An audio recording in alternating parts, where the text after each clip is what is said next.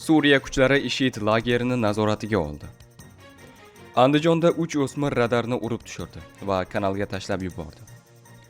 Ramzan Qodirovning 9 yoshli o'g'li 10 million dollarlik qasrga egalik qilishi ma'lum bo'ldi.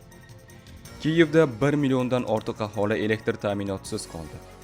Bularning barchasini video davomida to'liq yoritib beramiz. Eng muhim va qiziqarli yangiliklar video davomida.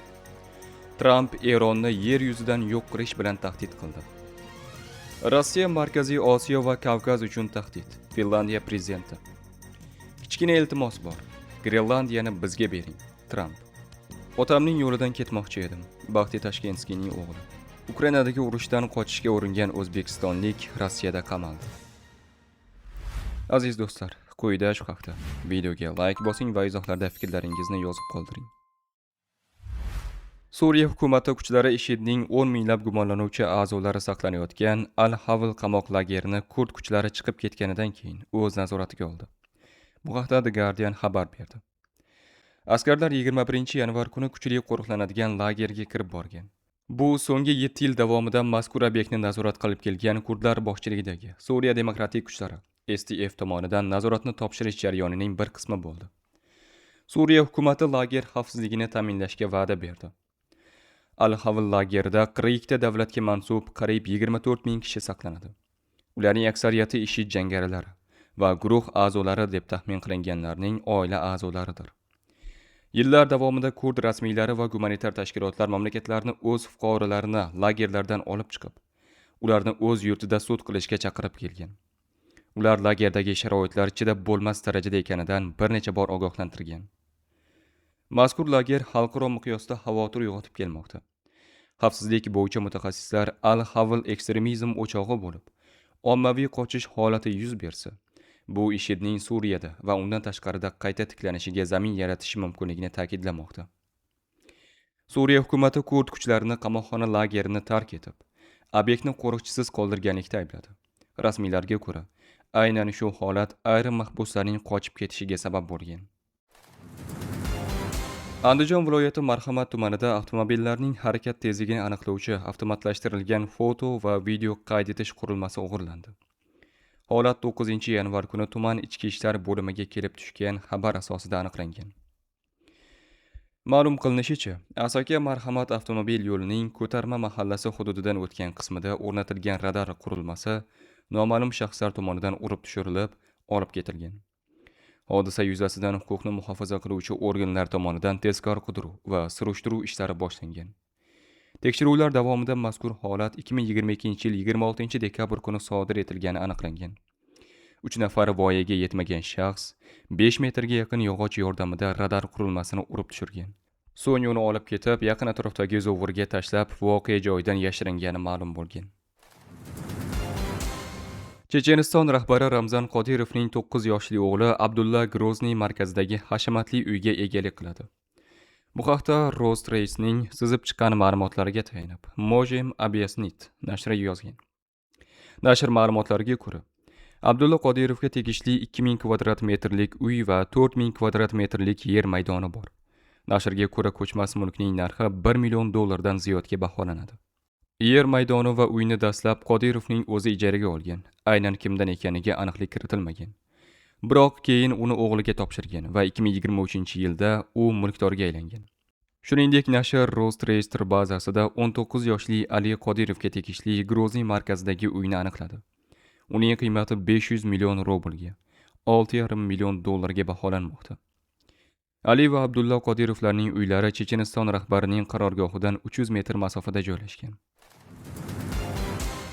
Ukraina prezidenti Zelenskiyning ma'lum qilishicha, Ukraina poytaxtida 4000 dan ortiq ko'p qavatli uyda isitish tizimi ishlamayapti. Rossiya hujumining oqibatlarini bartaraf etish kamida bir necha kun vaqt oladi. Qayta tiklash ishlariga mahalliy hokimiyat vakillari va davlat idoralari xodimlari to'liq jalb etiladi.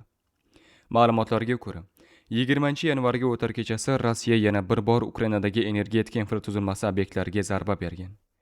Kiyev rasmiylari shaharda 5635 ta ko'p qavatli uy isitish tizimidan uzilganini, bu poytaxtdagi bunday turdagi uylarning yarmidan ko'pini tashkil etishini bildirgan. Shuningdek, Ukraina Oliy Radasi binosida ham issiqlik, elektr energiyasi va suv ta'minoti vaqtincha uzilgan. Rossiya armiyasi 20-yanvar kechasi Ukrainaga raketa va dronlardan zarbalar bergan.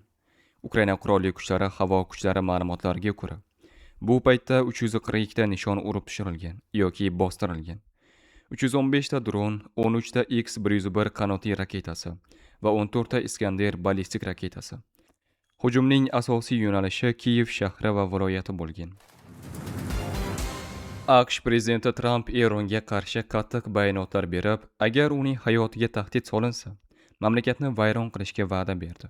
Tramp bu bayonotni News Nation boshlovchisining Eron Amerika rahbariga tahdid qilayotgani haqidagi bayonotiga javoban aytdi. Ular buni qilmasliklari kerak, lekin men ularni ogohlantirdim. Agar biror narsa bo'lsa, butun mamlakat tutun ichida qoladi. Mening juda aniq ko'rsatmalarim bor. Agar biror narsa bo'lsa, ular yer yuzidan yo'q qilinadi, dedi Tramp. Rossiyaning imperialistik qarashlari NATOga a'zo davlatlardan ko'ra ko'proq Markaziy Osiyo hamda Janubiy Kavkaz mintaqalari uchun xavfli bo'lishi mumkin. Bu haqda Finlandiya prezidenti Alexander Stubb The Washington Post nashriga bergan intervyusida ma'lum qildi. Alexander Stubbning ta'kidlashicha, Rossiya davlatining asosiy harakatlanuvchi kuchi hamon kengayish va bosqinchilik g'oyalariga tayanadi. Rossiya DNKsida hamon ekspansiya va imperializm saqlanib qolgan. Menimcha Putinning asosiy harakatlantiruvchi kuchi Rus dunyosi va buyuk Rossiya g'oyasidir. Bu aslida yagona Rossiya, yagona til, yagona din va yagona yetakchi degan ma'noni anglatadi. U hamon Sovet ittifoqining parchalanishini katta fojia sifatida qabul qiladi, dedi Finlandiya rahbari. Prevo g'arb davlatlari ko'proq Boltiqbo'yi mamlakatlari, Finlandiya yoki Polshaga bo'layotgan tahdidlar haqida gapirishini, biroq bu davlatlar NATO himoyasida ekanini eslatib o'tdi. Stubbning fikricha, Rossiya ambitsiyalari fonida Markaziy Osiyo va Janubiy Kavkaz kabi mintaqalar zaif va xavotirli holatda qolmoqda. Prezident Stubb o'z intervyusida Rossiyaning so'nggi yillardagi strategik maqsadlari kutilgan natijani bermaganini keskin tanqid qildi. Uning so'zlariga ko'ra, mamlakat prezidenti Putin erishmoqchi bo'lgan barcha rejalar teskari natija bergan. Putin Ukrainani egallab olmoqchi edi, lekin u Ukrainani haqiqiy Yevropa davlatiga aylantirdi, dedi Stubb. AQSh tomonidan kuch ishlatilmaydi, ammo Yevropa Grenlandiyani ushbu mamlakatga berish kerak. Bu haqda 21-yanvar kuni AQSh prezidenti Tramp Davosda iqtisodiy forumdagi chiqishida gapirdi. AQSh sayyoraning iqtisodiy dvigateli. Biz ravnaq topsak, butun dunyo ravnaq topadi. Men Yevropaning ham gullab yashnashini istayman. Bizga kuchli ittifoqchilar kerak. AQShdan boshqa hech bir davlat Grenlandiya xavfsizligini ta'minlay olmaydi. Ikkinchi jahon urushi paytida Daniya Germaniyaga 6 soat ichida taslim bo'lgan. Biz esa uni himoya qilish uchun o'z kuchlarimizni yuborganmiz. Agar biz bo'lmaganimizda ular hozir nemischa yoki yaponcha gapirayotgan bo'lar edi, deydi AQSh yetakchisi. Uning aytishicha, hozir grenlandiyaliklar noshukrlik qilmoqda. Urushdan keyin biz Grenlandiyani Daniyaga qaytardik. Bu ahmoqlik bo'lgan. Hozir esa ular noshukrlik qilmoqda. Grenlandiyani faqat AQShgina himoya qila oladi. Men uni sotib olish bo'yicha darhol muzokaralarni boshlamoqchiman. Hududlarni sotib olishda hech qanday noto'g'ri jihat yo'q. Buni tarixda ko'pchilik qilgan. Balki eng muhim bayonotim, men kuch ishlatmayman. Biz ko'p yillar davomida NATO uchun to'lov qildik. Yevropani SSSRdan, Rossiyadan himoya qildik. Hozir mendagi yagona iltimos Grenlandiya. Uni bizga mulk huquqi bilan bering.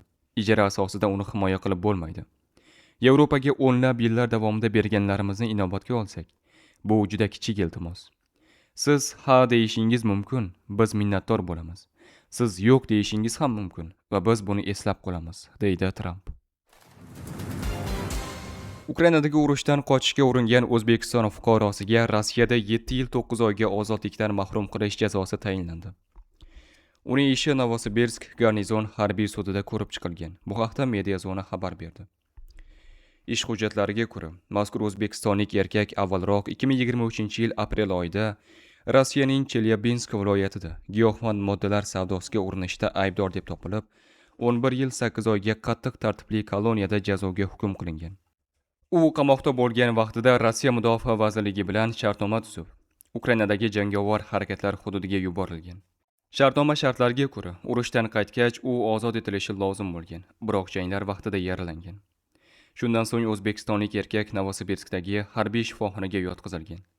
Davolanish yakunlangach 2025-yil 23-may kuni kechqurun u Novosibirsk viloyati va Qozog'iston chegarasi yaqinidagi o'rmon hududiga borib, o'zining yo'lboshchisini kutgan.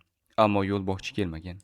Oradan bir kun o'tib ushbu erkak Federal xavfsizlik xizmati chegara xizmati xodimlari tomonidan hibsga olingan.